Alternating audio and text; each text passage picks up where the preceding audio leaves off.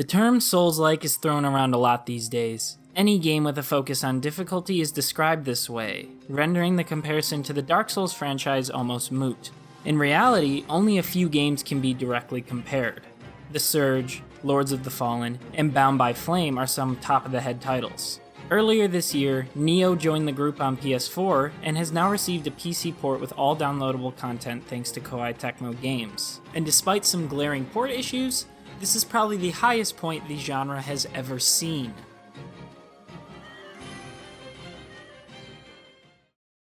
Nioh places you as a European man by the name of William, who sets out to Japan to chase after a spirit guardian stolen from him by an evil man named Kelly.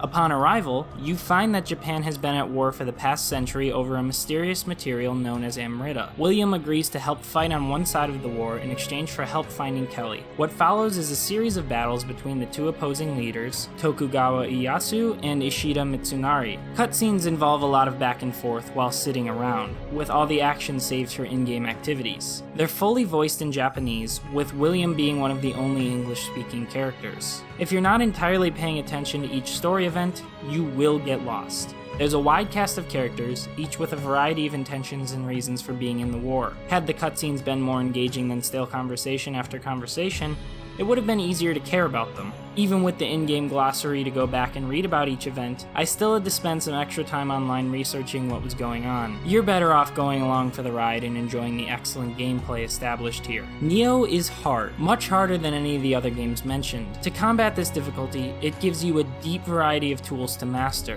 Of the 5 types of melee weapon, each has 3 stances to switch from and multiple skill trees to delve into, each tree tied to one of the 3 stances. High stance provides slow but strong attacks with little defense. Low stance attacks are quick with low damage, and mid stance is a balance of the two. Your attacks are monitored by a stamina bar, also known as ki. The stronger your attack, the more ki it uses. On top of this, there are 3 ranged weapon classes, a ninja skill tree, a magic tree, a guardian spirit super move, and a whole slew of creative items to assist you in battle. You'll need to level up the proper skills to use them all, but the diversity available in Nioh lends itself to tons of build combinations that ensure each character's uniqueness shines through. It took me some time to get used to all these combat mechanics, but not many games can compete with the flow instilled in me once it all clicked. The hack and slash combat is tough but forgiving. You can see Team Ninja's Ninja Gaiden experience coming out during the quick and intense battles. Trying out different stances on the same enemy keeps engagements fresh. While I had my 2 main weapons, I made sure to keep other weapon types in my inventory to use on enemies I couldn't find an advantage on. The spear became my favorite as it kept enemies far away from me, and it introduced one of the best moves in video games, the spear spin.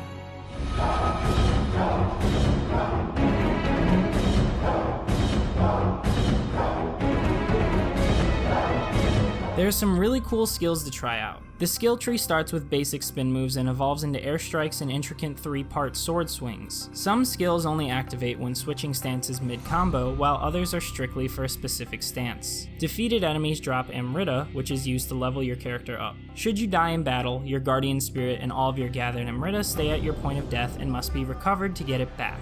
Not wanting to risk dying, I spent many lives rushing past enemies to grab my spirit. As you can probably guess, that ended badly for me more often than not. One of your most powerful moves is the ki pulse. Similar to an active reload from Gears of War, activating this pulse at the right time recharges your ki to where it was before your current combo. I couldn't get this down until the second area, but mastering it is essential if you want to last. There are no shields in Nioh, but you can block with any weapon. This simplification is great for combat flow and encourages weapon experimentation. I'm much more likely to use dual swords knowing I'm not sacrificing such a beneficial defensive tactic. Weapons and armor come in 5 rarity tiers and focus on effectiveness over aesthetics. Upgrading to a new piece always makes a significant difference, and each tier lays on more and more useful status effects that range from elemental damage to drop rate improvements. As you use weapons, you'll gain familiarity points. As familiarity goes up, you gain access to extra capabilities known as heritage traits that can be transferred to future weapons, so you're encouraged to use as many as you can.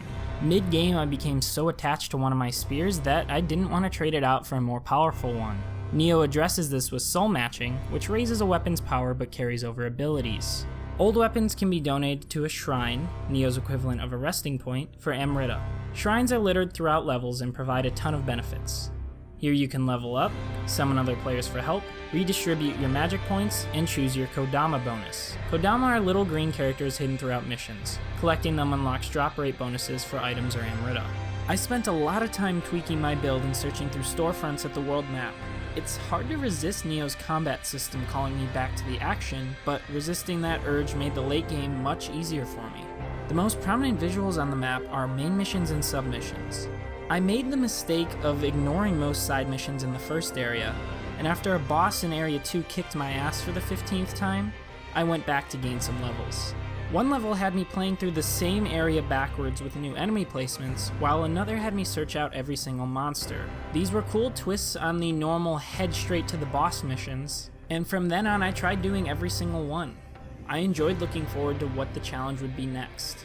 Just about every main mission ends with a boss fight, none of which will go down easy. Each has multiple attack patterns with only a couple of weaknesses for you to figure out. Most bosses have a Guardian Spirit superpower to utilize in battle. These tend to be attacks that apply status effects or place elemental abilities on weapons. All of them are powerful, but some are weirdly hilarious. One mid-game boss would fly down, pick me up, and sumo slam me into the ground. Another was a giant toad boss using his tongue to grab me and shove me down his throat. It didn't even do much damage, as if it was just included to annoy me. The earlier bosses in Nioh are some creative beasts. The first to truly test me was a couple of levels in, an electrically powered lion called Nioh. He's incredibly quick and has a moveset that counters both ranged and melee styles. It took me upwards of 20 tries to nail his moves down and find his sweet spot. Most bosses have a weak point that will knock them down or drain their stamina bar entirely, leaving them open for attack. As the game goes on, these appear less and less, and you'll have to resort solely to elemental weaknesses and draining their key bars. Upon defeating a boss, you gain their Guardian Spirit to use for yourself as well as some powerful loot. Defeating a boss does not mean the end of seeing them. I fought the second boss in the game close to 10 times in my playthrough, usually paired with another one in a dual battle. As you get more into the late game, the boss aesthetics tend to lean towards humanoid characters over the fantastic designs that take up the early game, but the difficulty only goes up in contrast. Nioh experiments with its enemies early into its 40 to 50 hour campaign. The yokai, which are monsters based in real-life Japanese folklore, are in every mission. Some resemble giant demons with a variety of weapons, while others are gross takes on Cyclops or other mythical creatures. Most of these designs are in the game from the start and carry over into later missions with color and skill variations. You're fighting the same demons from Mission 1 all the way on Mission 30, but the later one has pink crystals and a couple of new moves. Each mission then has its specific humanoid enemies based on the location. For example, going to take over a ninja temple has you fighting groups of ninjas. Novel, right? This blend of recurring and new adversaries means you need to be continually adapting or you will die. The recurring yokai monsters can get a bit old, however. Even with the new movesets and more powerful attacks, fighting the same monsters in the late game gets tiring. I found myself running past most of them to get to the new enemies. Not even extra Amrita could entice me into these repeat fights. The yokai are a terrifying race. There's so much potential here for more horrific enemy models, but it's wasted on a small pool of repeat designs. When exploring levels, you'll come across red swords in the ground. These are other players' death points, which can be summoned at will. Summoning one brings out an AI with that player's gear, which you have a chance of getting should you win the battle. These are fun battles, but I never found them overly difficult. In fact, I don't think I died once to them during my entire playthrough. I started to dismiss them once I got to the late game. These fights also bring PvP currency and coins to spend at shops. Nioh could have stopped with the content at the credits and it would have been more than worthy of your time. Instead, it adds on another game's worth of things to do. You can go back and play missions at your current level, or jump to a New Game Plus with the power to switch back as you wish. You also gain access to the Abyss. This mode is Nioh at peak challenge, an endless boss rush with gameplay modifiers on each floor. I don't know if I suck or if I'm just unlucky, but the game decided to give me Nioh as the first boss. I couldn't get a point of damage in my favor without him giving me triple that in return. It was too much for me, but the Abyss provides an extensive endgame for dedicated players to work towards. There's also a reputation system which is prime ground for achievement hunters. Nioh contains hundreds of titles for you to go after, ranging from the simple kill 1000 of this enemy to defeat this boss without taking a hit. Titles earn you reputation points to spend on permanent stat boosts like extra gold drops or higher resistance to yokai attacks. PvP is a separate beast altogether. Once available, you can pick between two modes, Strength and Skill. Strength allows you to go in with your current build against another player's current build. It's unbalanced, but that's the point. Skill matchmaking rebalances your build with the enemy players so it's a fair fight. It's very difficult to find opponents at this time, probably because people are still pushing through the loads of PvE content available. There's also the 3 post-game DLC packs. Each of them are 5 to 6 missions with creative twists on enemy design, new ways to interact with the environment, and some of the toughest bosses you'll encounter. It tells a story that's much easier to grasp and are overall worthy follow-ups to the excellent main experience. While this all seems overwhelming, Nioh does a fantastic job explaining everything through tutorials and makes sure to open content up slowly throughout the campaign. Nioh is a Japanese port. With Japanese gaming being console-centric, their PC ports aren't exactly known for being the best. Despite the game being an incredible experience, they could have done a better job bringing it over. The game launched without mouse support, the graphics options are extremely limited, and most can only be accessed via a launcher. Brought over from the PS4 Pro version are 2 graphics presets. The cinematic mode, which is 4K at 30 frames, and the action mode, which is 1080p at 60 frames. But you're better off customizing settings to your liking. You can choose between a 30 to 60 frame rate lock, but there's no unlocked option.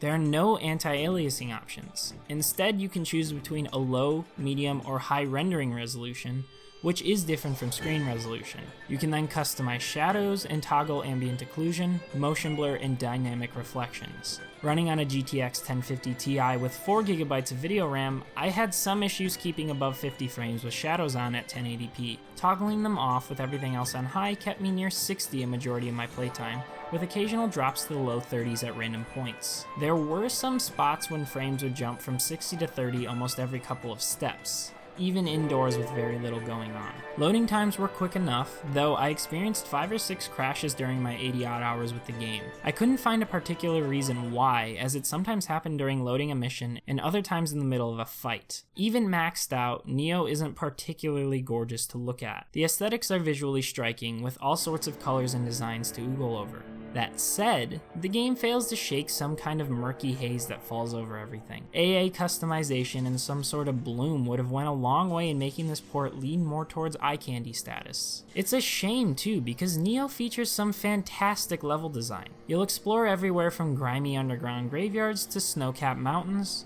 beautiful gardens, and an epic finale filled with lava bridges and dragons to fight. Levels contain multiple pathways to the end, usually the main one with baddies and a more hidden one with fewer but tougher enemies. Secret areas are hidden behind doors you have to fight, and enemies are placed in such a way that trying to run past them will leave you dead more often than not. Shrines are few and far between, but shortcuts to later areas are frequent once you finally make it to them. Nioh Complete Edition is a fantastic experience. It does so much on its own that comparing it to the Souls franchise it's so obviously inspired by is a disservice. It features one of the most complex combat systems this side of a fighting game, a significant PvE campaign with heaps of post-game content, and strikes a great balance between being difficult but giving you the tools to master that difficulty. The story isn't anything worth following, but it's easily dismissed and does little to ruin the experience. Had the game been ported over better, I'd say it's a must-buy for any PC gamer, but those with lower tier machines will have a lot of trouble getting it to run smoothly. If you can put up with the lackluster graphics settings and convoluted storytelling, you're in for a rewarding adventure that will crush you over and over until you can find the will to break through, and one of the best gaming experiences this generation has to offer.